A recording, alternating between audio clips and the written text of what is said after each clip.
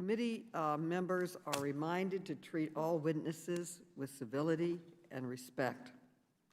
The gentleman from Illinois, Mr. Krishnamoorthi, is recognized for 5 minutes.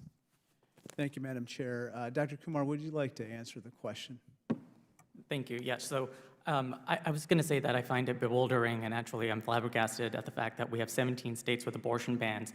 I'm here to talk about what's going on in Texas, and I was very surprised to hear a question about Margaret Sanger. I also want to say that at Planned Parenthood, we do not stand for racism. We're happy to serve our clients that are black and brown, and we're actually proud to do that. Thank you, Dr. Kumar. I just want to turn your attention to this 15-week nationwide abortion ban, which Senator Lindsey Graham first talked about. But it turns out on June 24th of this year, Mr. McCarthy, the House Minority Leader, actually said he supported that. So this is not some kind of an abstract concept. It's very clear that if Mr. McCarthy were to somehow become Speaker of the House, he would put the 15-week abortion ban on the floor, and it would likely pass if it had a majority of Republicans supporting it, which it currently does.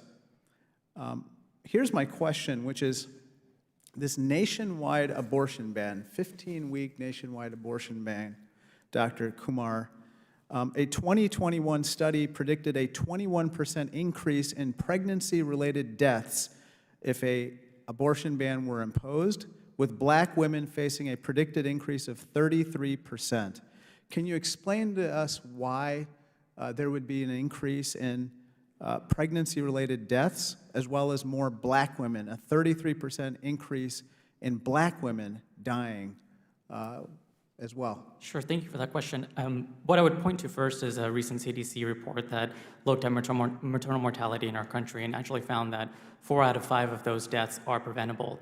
Some of the top conditions that they talked about were mental health conditions such as suicidality or depression, excessive bleeding referred to as hemorrhage, cardiac conditions, which are highest among black women, and also hypertension-related conditions.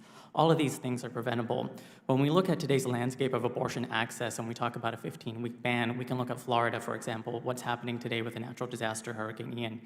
As that state has a 15-week ban and we think about what's happening to families, what's happening to their homes, folks that may be 13 weeks pregnant or even 10 weeks pregnant, as they deal with the things that they're having to deal with in their life, they're being pushed further and further into pregnancy. When we look at the landscape around accessing abortion and the limited number of clinics that are still available in Haven states and how long people are waiting, sometimes several weeks, that's also pushing them further into pregnancy. So these impacts are always felt disproportionately by people of color, especially low-income folks and also black folks. And that's what we'll continue to see, but it will only worsen from here.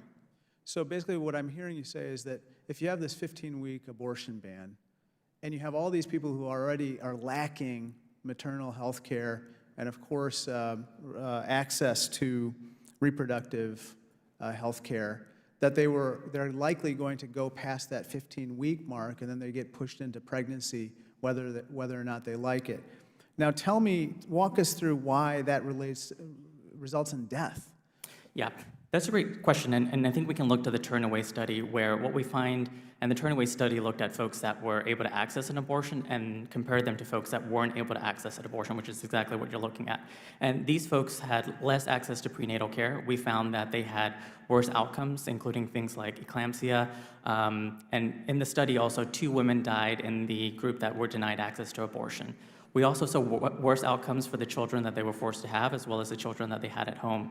So these impacts are faced by the people that are denied abortion care, that are not able to get the care, as well as the children that they're being forced to have, and it causes generational harm. Tell us about the children that are born in those situations. Tell us about their health as they kind of emerge into the world. Yep. So again, from this study, they showed that the folks that were denied abortion access had lower birth weight children, and that there was poorer maternal bonding.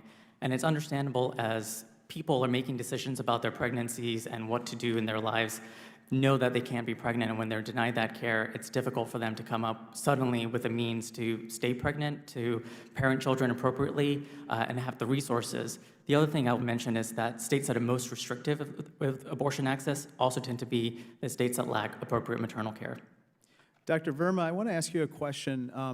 sometimes my colleagues like to create this exception for life of the mother, not health of the mother. And you've probably heard of this particular exception. I guess tell us a little bit about what that practically means for a physician who is then forced to decide whether the life of the mother is in jeopardy as opposed to trying to save the person's health, and whether this person escalates to a point where their life becomes endangered and they die. Your time has expired, but she may answer the question. Thank you for that question. It's often unclear to us as doctors who are practicing on the ground what these exceptions mean, when we can actually intervene and take care of the person in front of us. How sick is sick enough? How much bleeding is too much bleeding?